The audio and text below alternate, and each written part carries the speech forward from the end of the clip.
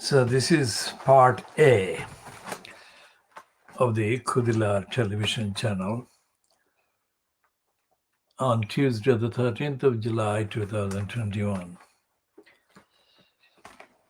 And we start with the totally stupid, contradictory plug for Johnson's Mess. It reads the I newspaper, which has become worse than the Daily Mail in promoting the lies of Johnson cabal. It says 3.8 million vulnerable told. Notice what it says. We read again, 3.8 million vulnerable told. Avoid people who haven't had both vaccines. Well, jabs is vaccines, so we're translating that for those who don't have access to the colloquial. Jabs is a colloquial. Now, how can the vulnerable tell who hasn't had both vaccines or any vaccines? This is stupid. And the stupidity has been going on since the first official admission was made of the appearance of the pandemic virus, COVID-19, in the UK in February-March 2020. How can the vulnerable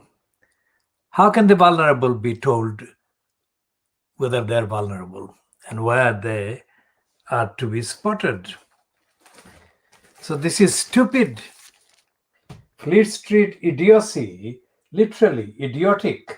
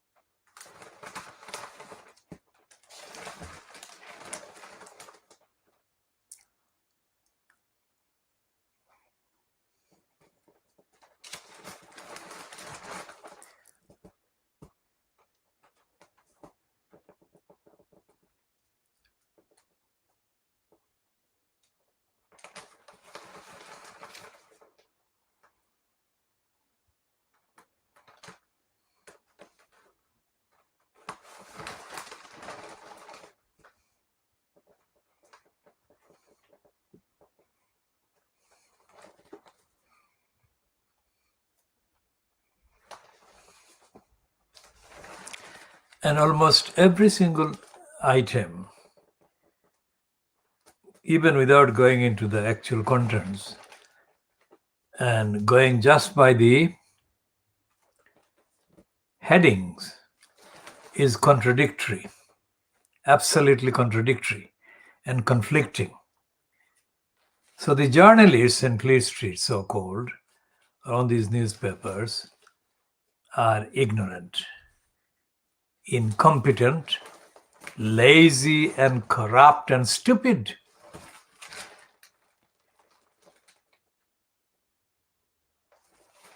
Now, there is an admission here about housing, and it's on page 21 of the I newspaper. and I'm going by the heading so far. Housing safety law seems to be mere window dressing. And this is written by somebody called Vicky Spratt, described as a housing correspondent. And the first paragraph reads, for Sophie Bishana, a new bill promising to make leaseholders like her feel safe has done quite the opposite. More months of endless worry lie ahead, with a blank check hanging over us. She says from her second floor flat in a 14-story tower block in Stevenage, Hertfordshire. The 29-year-old is reflecting on the Building Safety Bill published last week.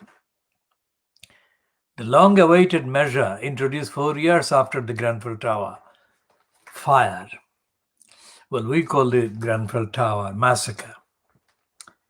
Will not do much to help her or the thousands of leasehold homeowners who are trapped in dangerous and unsuitable homes across the country, who are being asked to cough up life-changing amounts of money to make them safe.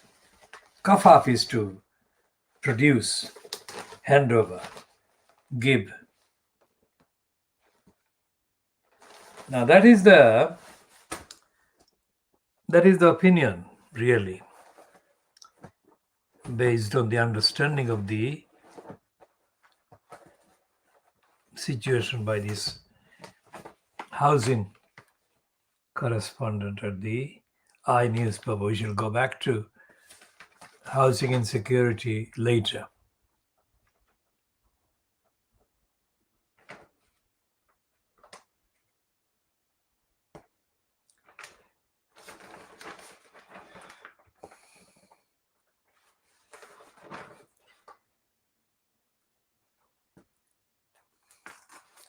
Now this is the kind of belated condemnation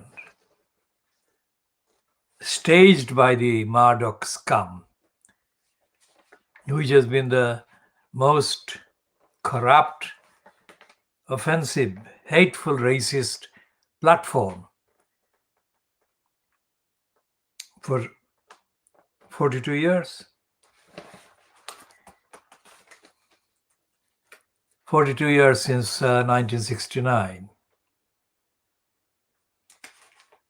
Is it 42 years or 52 years? Let's check that one.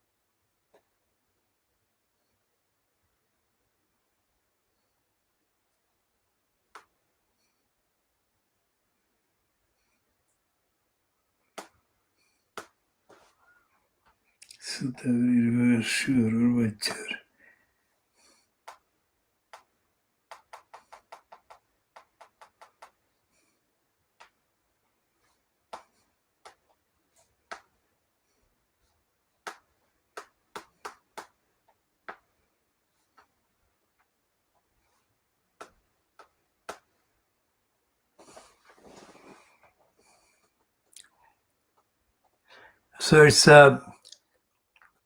52 years since Murdoch acquired this scum in 1969. And for 52 years, this scum has fomented racist hatred, incited racist hatred.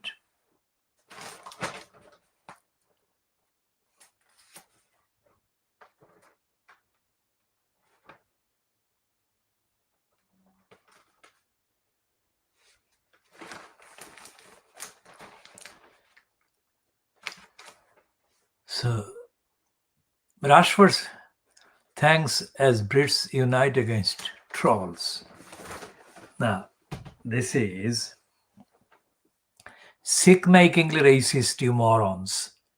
They're not trolls, they're racists. It's not the same thing. So the racists posing as being anti-racist on the front page, they are still accommodating the racists and calling them trolls.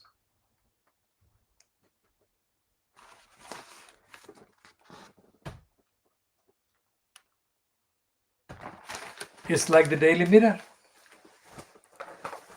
I'll just get the Daily Mirror.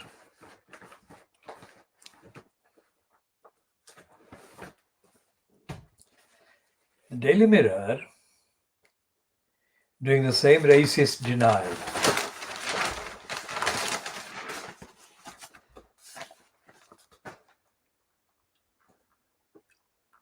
The ugly face of football returns.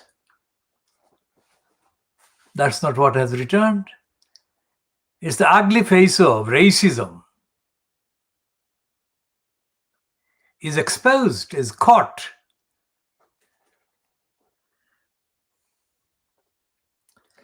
And this is the ugly behavior of the racist Daily Mirror,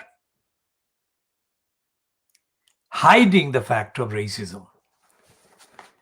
It's not ugly face of football. It's ugly racism.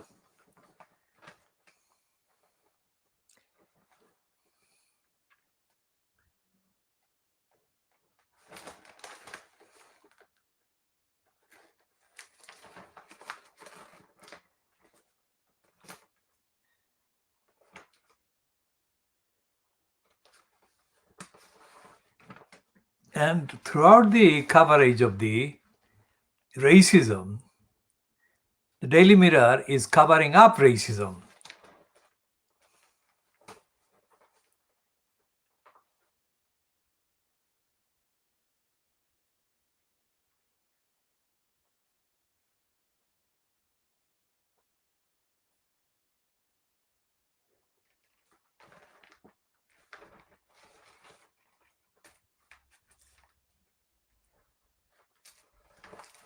So there is a small piece in the Mirror given to Keir Starmer, staging, feigning, pretending to criticize Johnson about racism.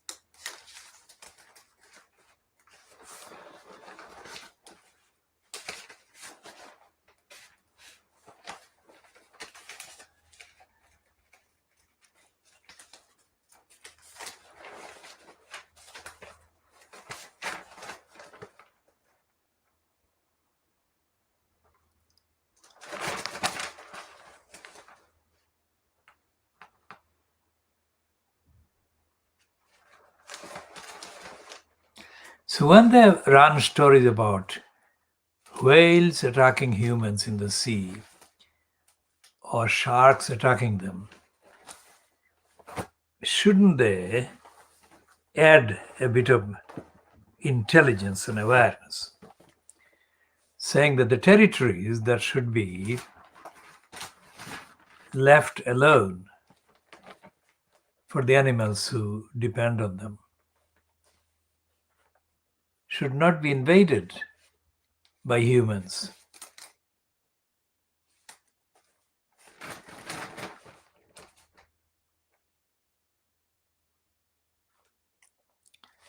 And the Daily Scar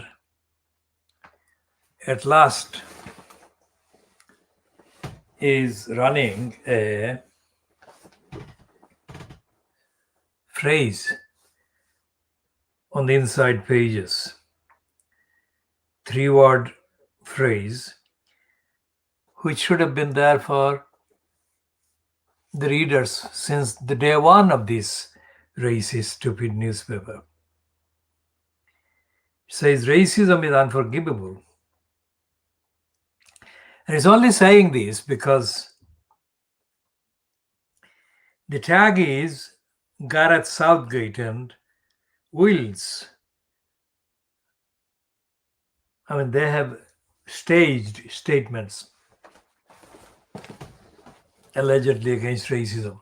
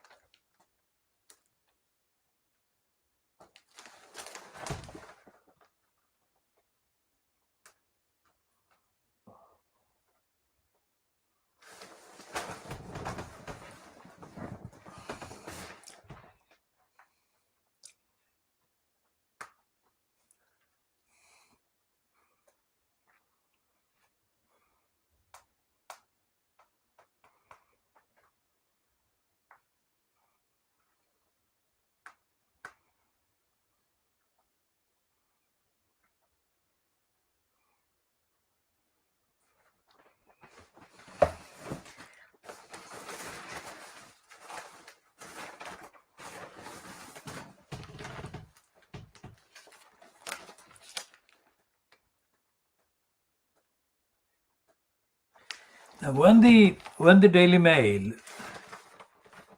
runs this two-page spread about the what it calls Wembley carnage fury, it should be saying things like racists let loose because they attacked a Muslim man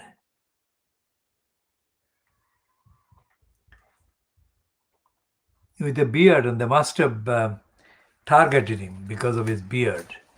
It's an Asian Muslim man, looks very much like a Pakistani.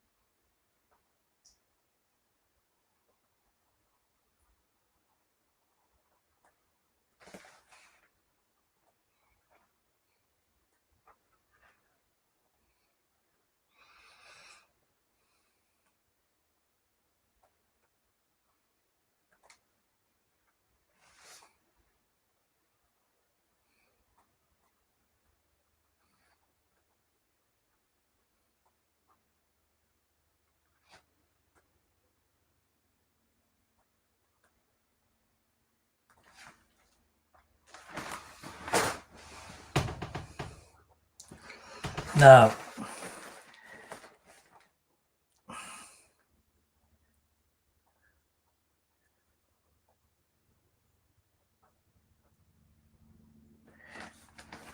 there is a piece in the Daily Mail that is headed "Television Brooker's insults put me in a spiral of depression," reveals Nikki Campbell. We should talk about Charlie Brooker in due course, not in this particular edition necessarily.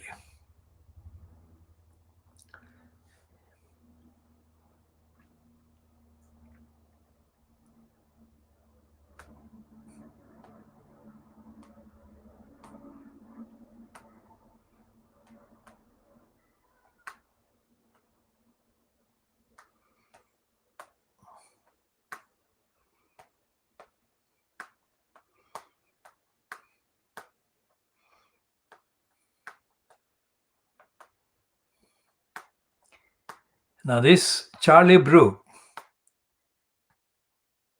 is, of course, a sadistic presenter of a similarly sadistic, crazy show. And it's noticeable that the Daily Mail has a picture of the sadist. They don't call him sadist, but the facts that detail there makes him a sadist. And he's pictured there with a person they call his wife. We do not want to talk about this because this is one of the most corrupt individuals, Charlie Brooker, that is. And we need to find the necessary amount of time to diagnose him. Now, the next pages, on page 12 and 13, the Daily Mail has got a piece headed Return of the Sage Gloom Brigade. Experts now say NHS could collapse if we rush back to normality. And they have got Kerry Simmons in the picture and her dog Dylan running ahead of Johnson, and they're calling the dog the leader.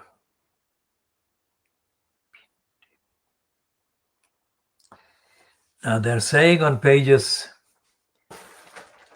14 and 15 in a double spread, pingdemic pandemonium.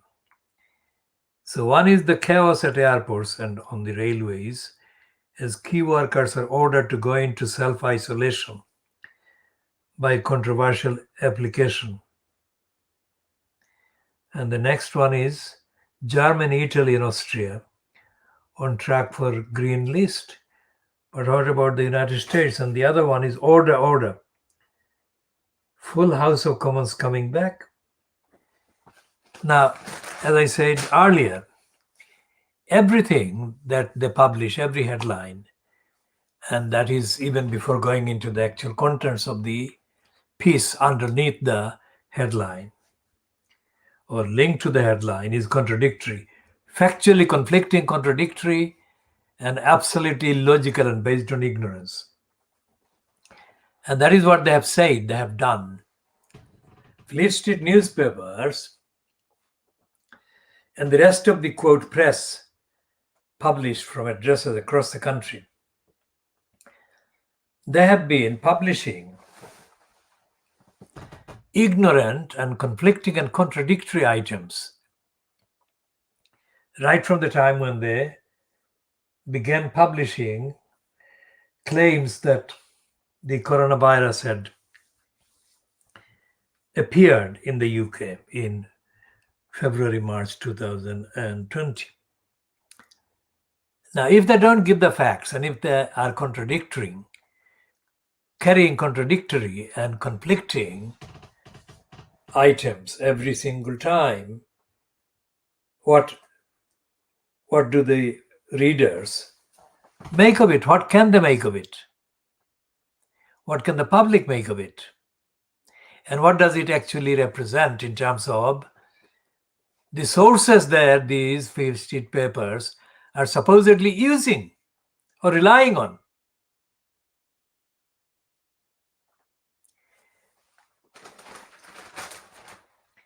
So for the sake of just reference, not because we believe the contents, here is a piece, page 16 of the Daily Mail today, Tuesday, the 13th of July. And it is headed, Cameron paid £28,000 a day by failed bank Green Seal.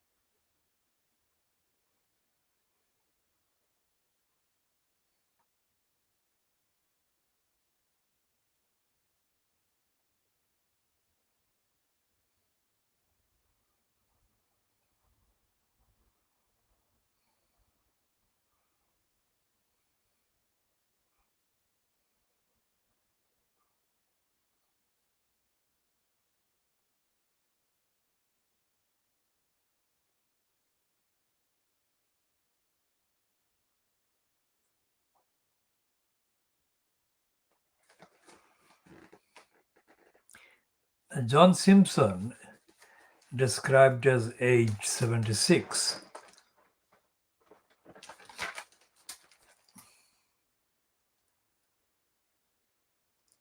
and still world affairs editor of the BBC, is complaining about grievances against the BBC. Now, that is just a contextual reference to the concept of grievance and complaints against the BBC.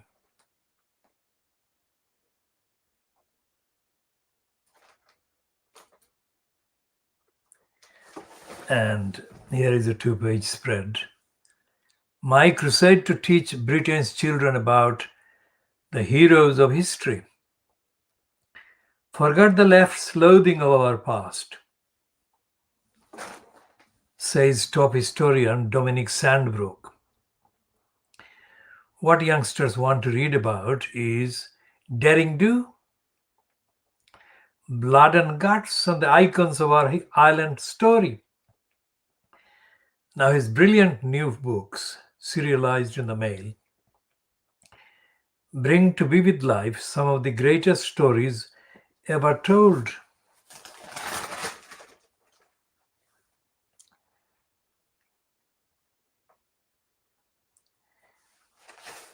And there is a piece about Haiti.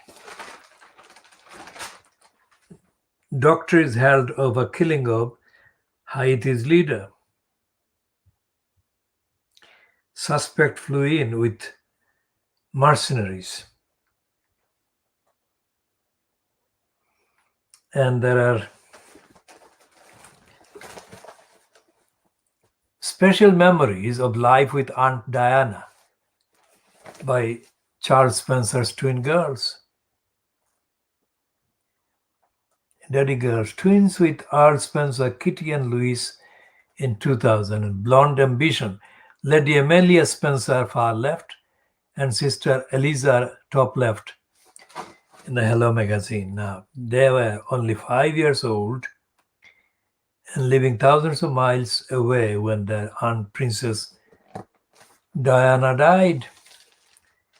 But twins Lady Amelia and Lady Eliza Spencer say they have special memories of her. The model sisters 29, whose father is Diana's brother Earl Spencer, were brought up in South Africa after he split from their mother Victoria. They have now moved to London and are looking forward to reconnecting with their UK roots. Lady Eliza said of Diana, who died in a Paris car crash in 1997, we don't accept that. We said that she was murdered, Diana, under the guise of a car crash. Anyway, the girls, Lady Eliza is quoted as saying, sadly, we were very young when she passed away. We were only 5, of course. I would have loved to have been able to spend more time with her. I do have some special memories of her. I can't explain why, but they've stuck very clearly in my mind. The blonde sisters told Hello magazine they're looking forward to joining the UK social scene, with London Fashion Week on their to-do list. Lady Amelia said, we can't wait to see what the future holds. I always imagined I'd end up in the UK. It just took a little longer than I had planned.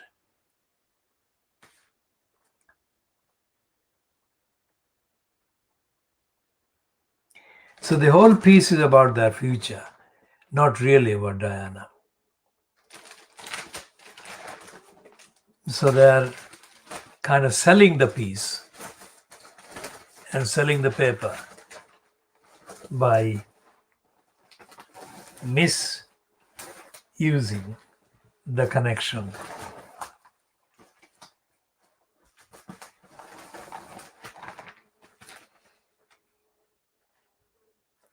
This is not the ugly face of football. Racists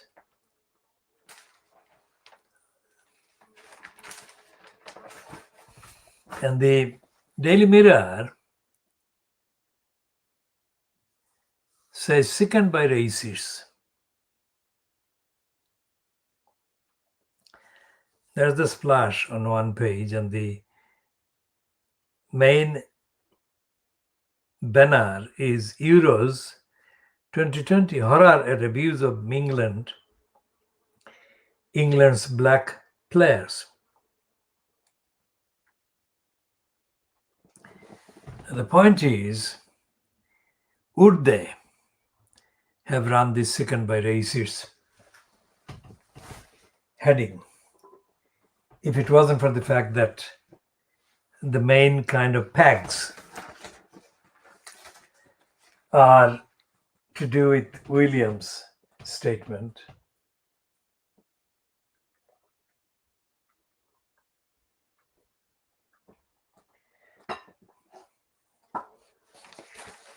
That's the peg.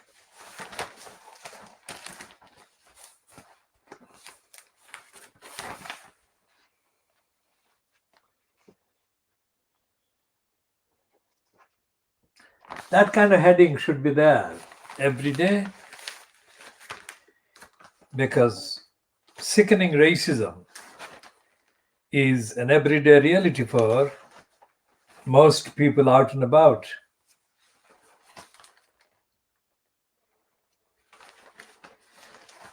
And there is nothing in the prosecution system, there is nothing in the police behavior that shows that the police take racism at all as a crime. So that's what should be there.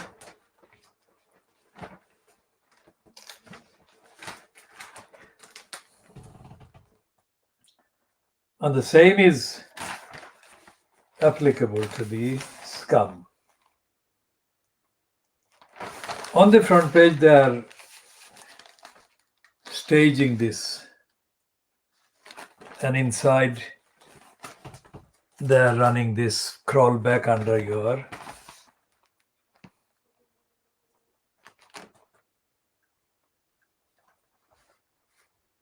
that's a reference to the Stone Age.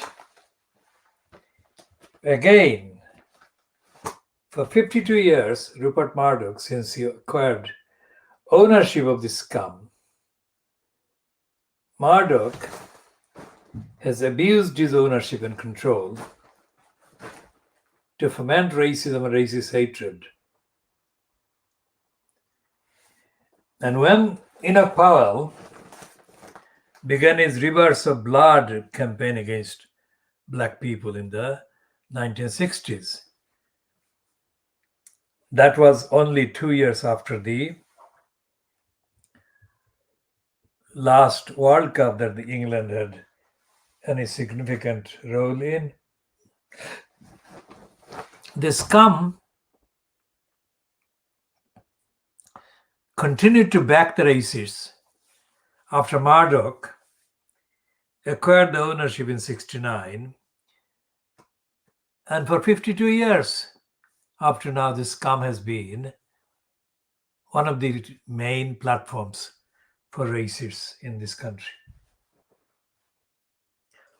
And for that same period, the Labour Party has been politically dead.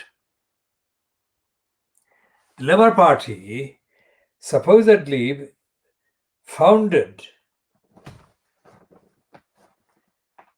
to oppose things racist, things fascist, things against black people, against the people of African and Asian origins. The Labour Party has failed. The Labour Party has failed, the Labour Party has neglected, and the Labour Party has committed crimes, serial crimes, because in the last 52 years, let's say, and starting with the initial Race Relations Act or acts involving the father of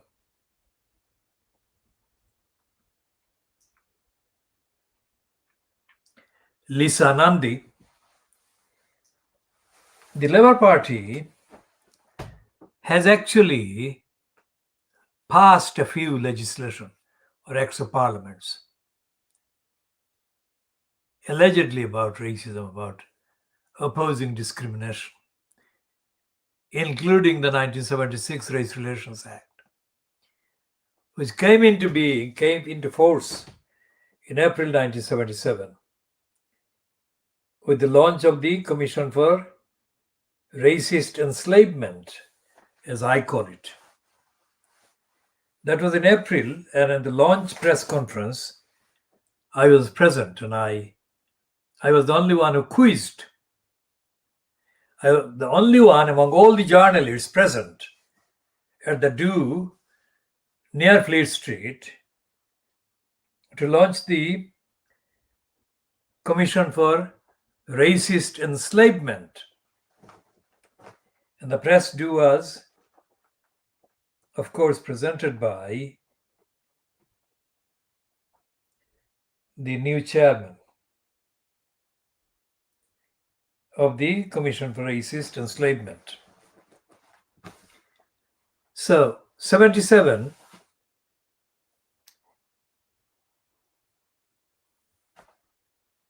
(1977), 1987, 97, 2007, 17. So it's 45 years, let's say. 45 years ago, the Commission for Racist Enslavement was established, launched, and the chairman, the first chairman there, was David Lane, a conservative member of parliament, ex. And Lane had been, of course, appointed to chair the Commission for Racist Enslavement, appointed formally by the racist Prime Minister at the time, because that was just a year after Harold Wilson had resigned. So the racist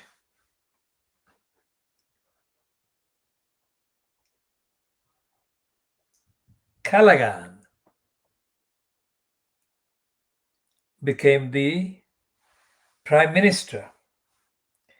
And it was Callaghan who must have signed the actual instruments that gave David Lane the chairpersonship of the Commission for Racist Enslavement.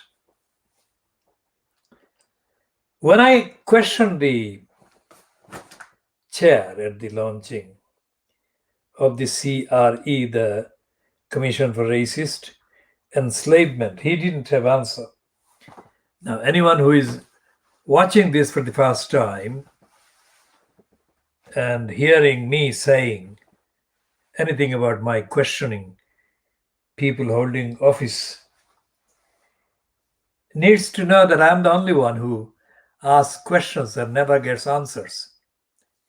That doesn't show any weakness in the contents or the morality or the integrity of the question. Far from it, the opposite. My questions are such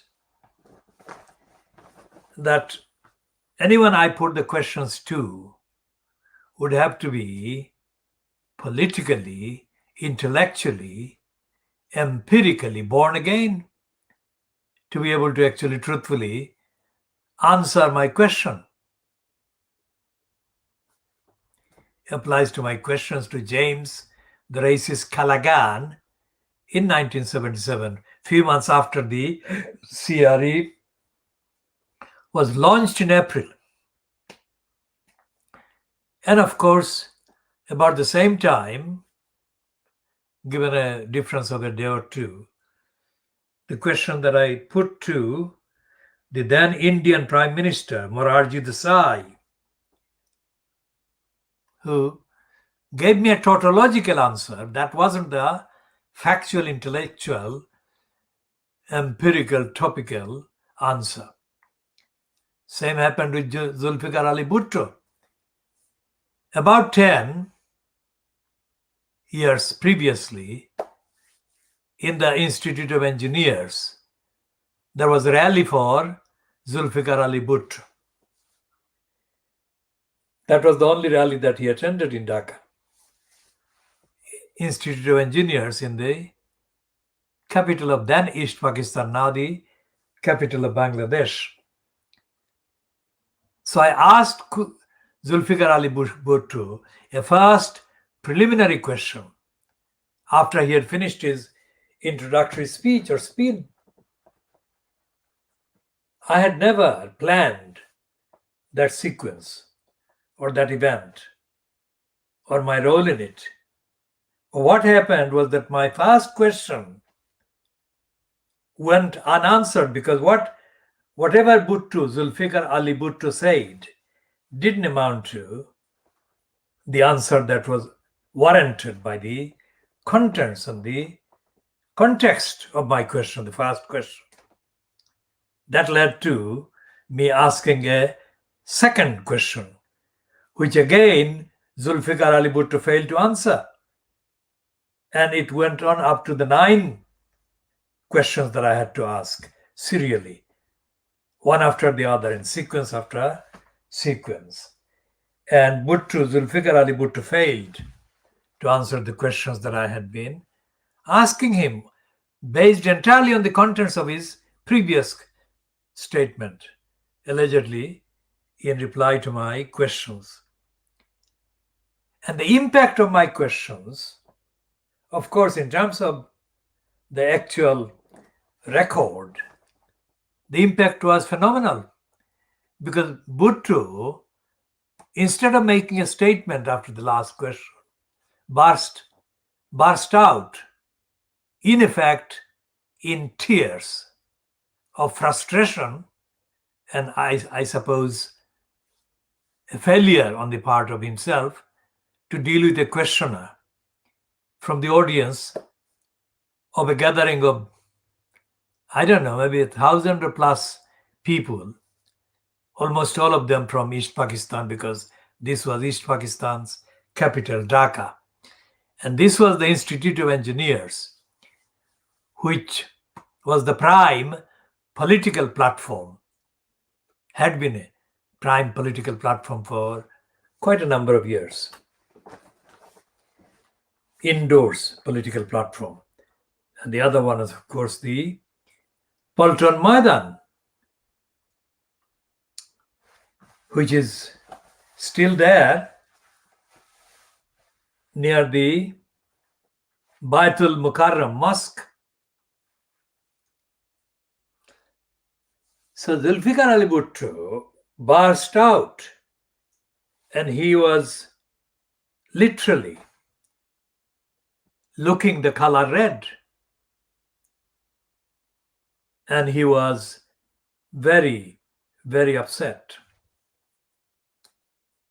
So much so that he turned to his right from where he was standing, and he stormed out of the platform and stormed out of the building, Institute of Engineers.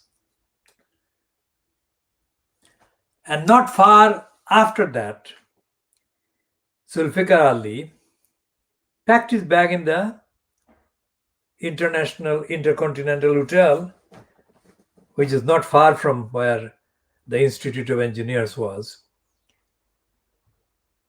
And he drove back to the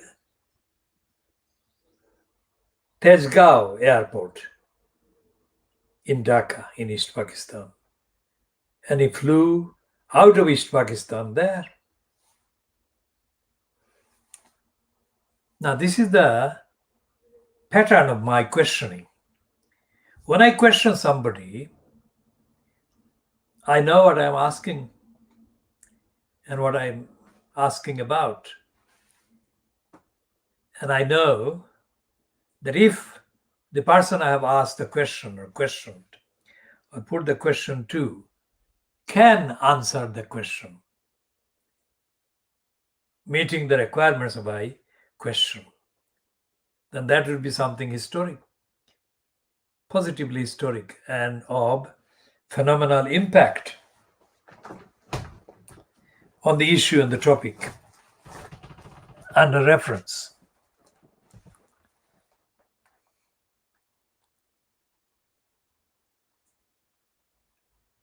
So when I asked the question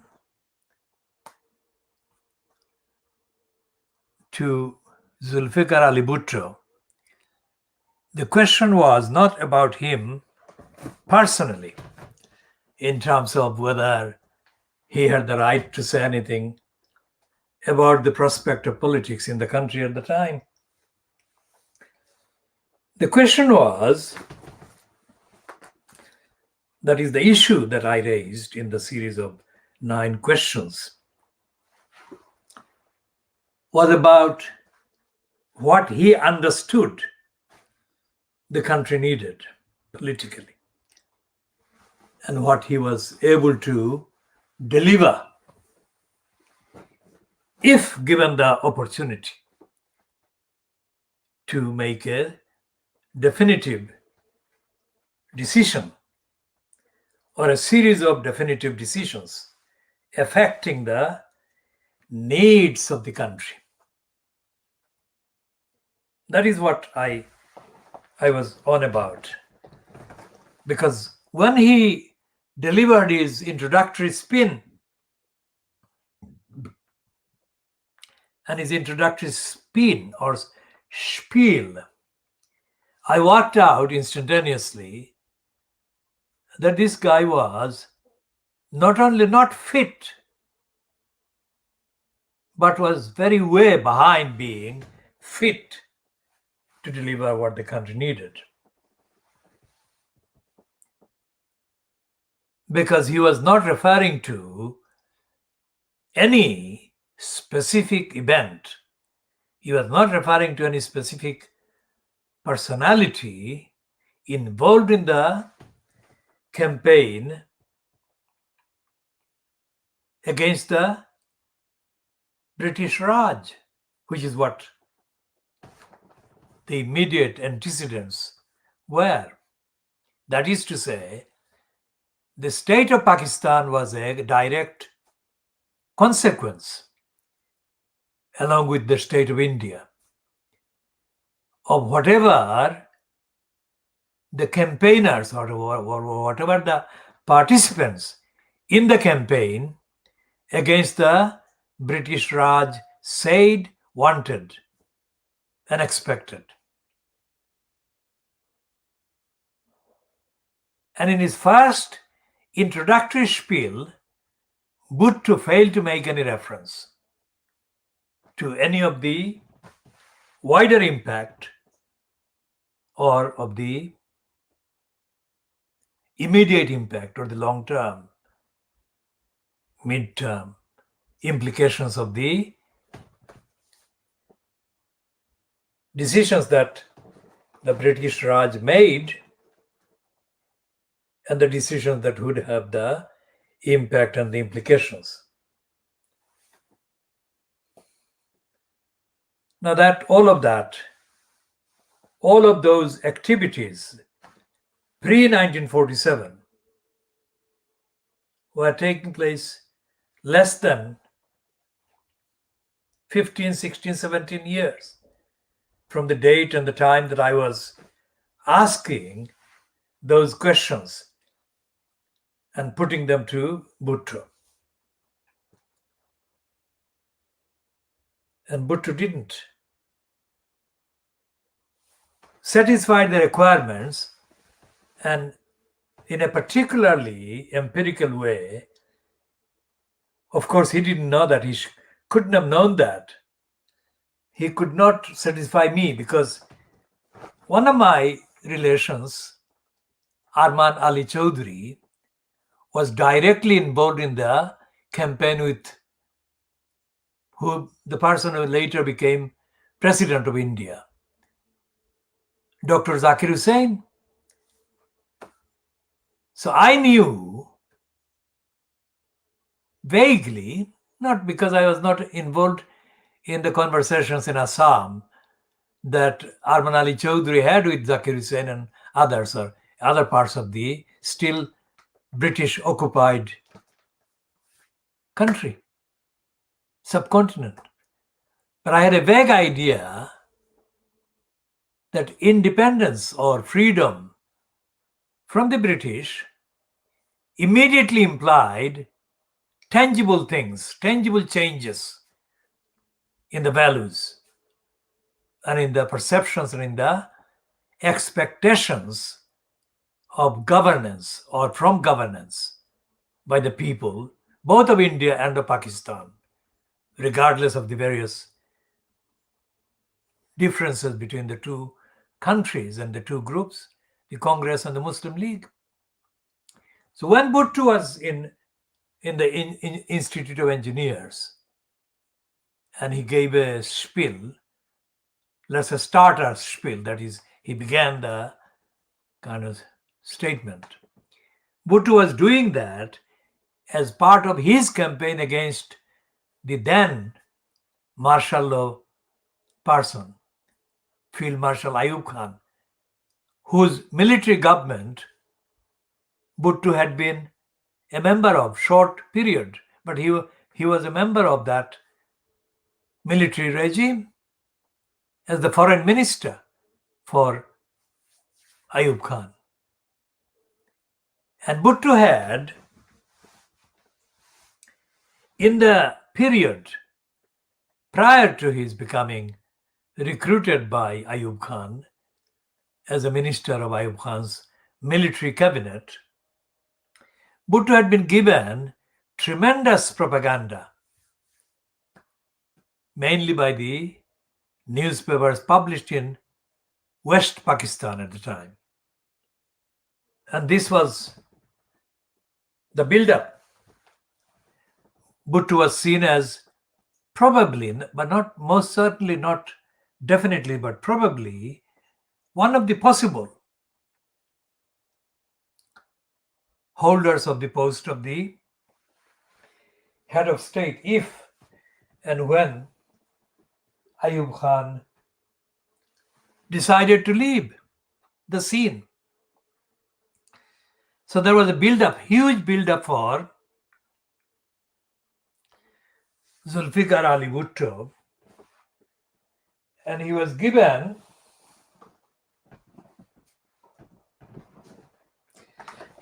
tremendous favorable coverage.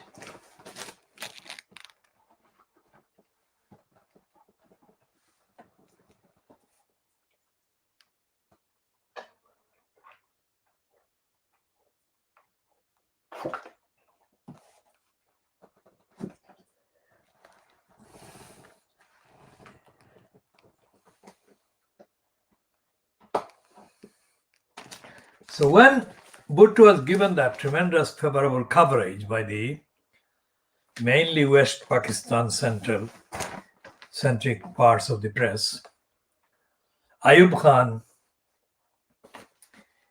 took notice of that. And Ayub Khan appointed him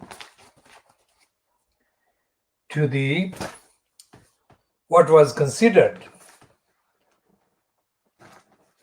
at that time the most glamorous post as the foreign minister of the military regime.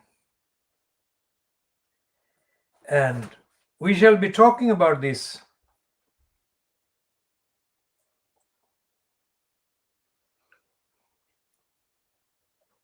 sun from a promotion of Kendall Jenner. So the impact of the favorable press coverage that Zulfikar Bhutto received in the press in the Western Pakistan in the 1960s. The impact was immediate, and Ayub Khan took notice of that, and he gave him the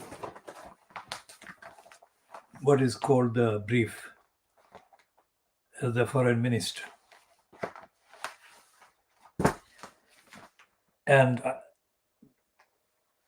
The reason why Ayub Khan later, not long after the appointment, was forced to sack Zulfikar Bhutto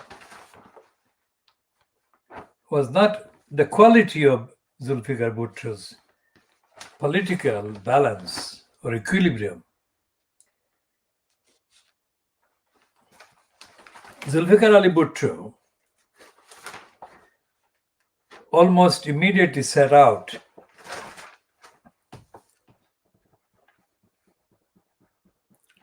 to unsettle Ayub Khan's regime. From the standpoint of the East Pakistanis, the regime had been the target of opposition by various parties and campaigners in East Pakistan, of whom the main political attention was given to Ayub Khan's critic, Sheikh Mujibur Rahman. And Sheikh Mujibur Rahman kind of didn't recognize Zulfikar Ali Bhutto to the extent that Bhutto probably expected. But Sheikh Mujibur Rahman did recognize Bhutto as a political force. And Bhutto thought that as the main critic of Ayub Khan's regime belonged to the Awami League party, which Sheikh Mujib represented, then if he, Bhutto, could create an alternative forum against Ayub Khan from East Pakistan, then he could draw attention and support from significant numbers of East Pakistanis at the time. That is what Bhutto planned, and correctly in terms of the calculation. Whatever the number of people that would come to his party would, to that extent, affect the claim by the Awami League that the Awami League was the sole voice for the people of East Pakistan.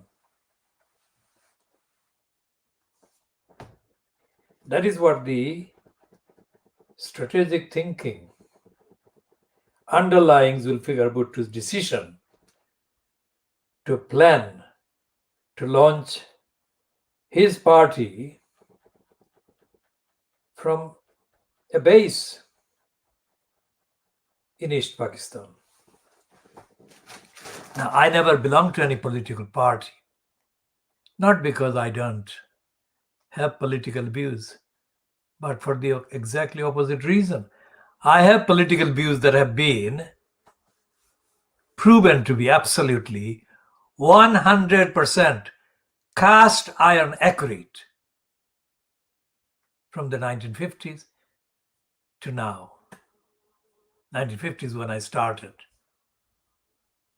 as a supporter of Maulana Abdul Hamid Khan Bashani in the mid-1950s. Everything I have said politically has come true. Think about that. So when in the 1960s, I happened to be present at the meeting at the Institute of Engineers. And this was an attendance that I made without much preparation. This was part of the things that I did every day. Attend political events.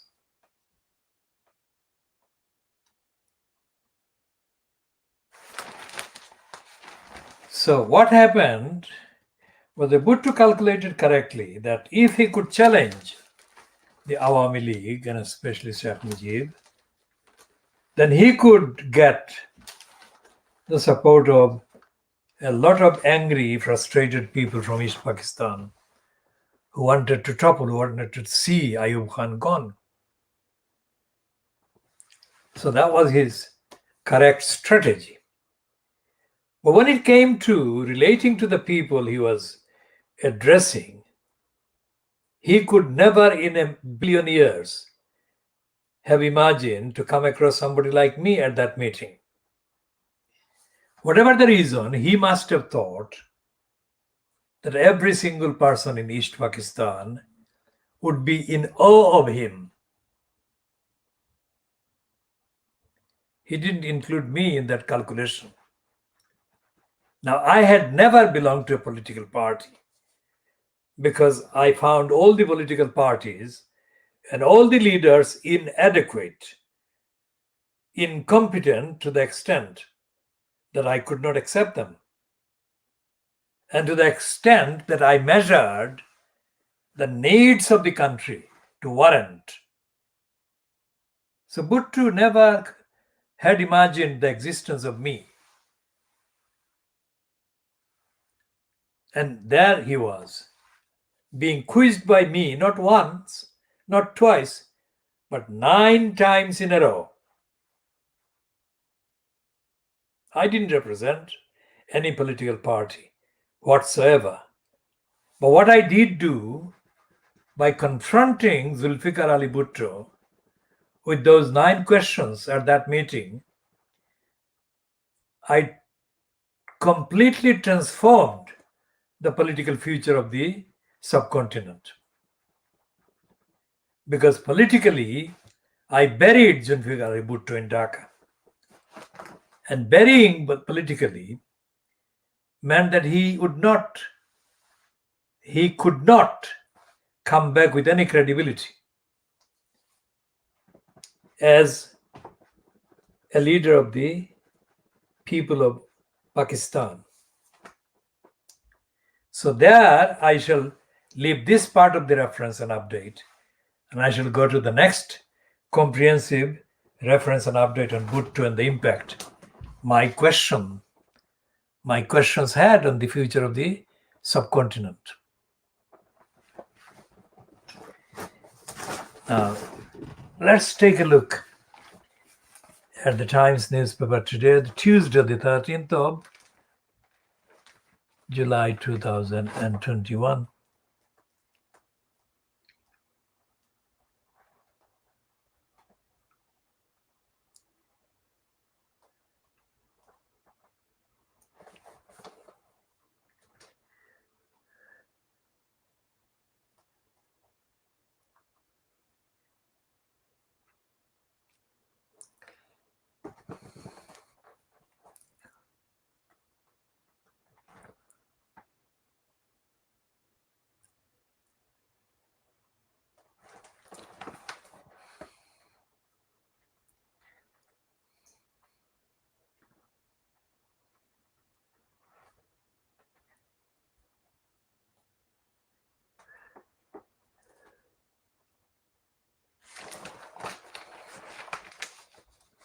Now, today's Times has got an editorial.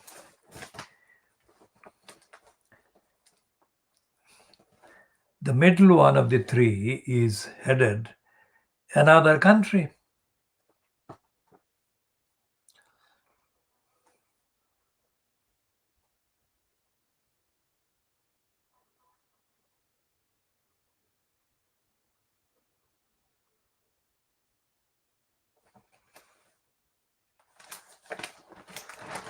And the Times says that racism should be kept at bay. Well, it shouldn't be. It should be eliminated.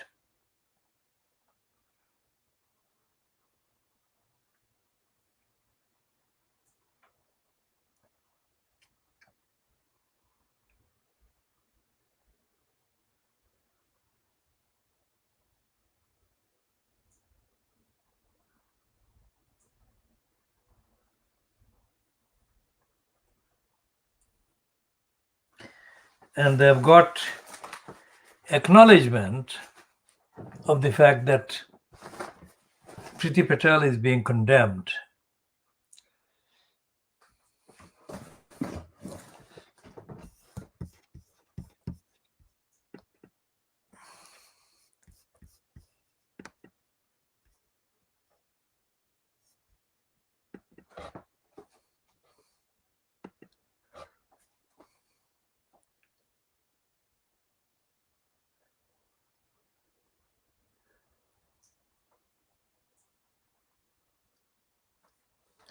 So we shall be talking more about this in the next part or in the next edition, whenever that is.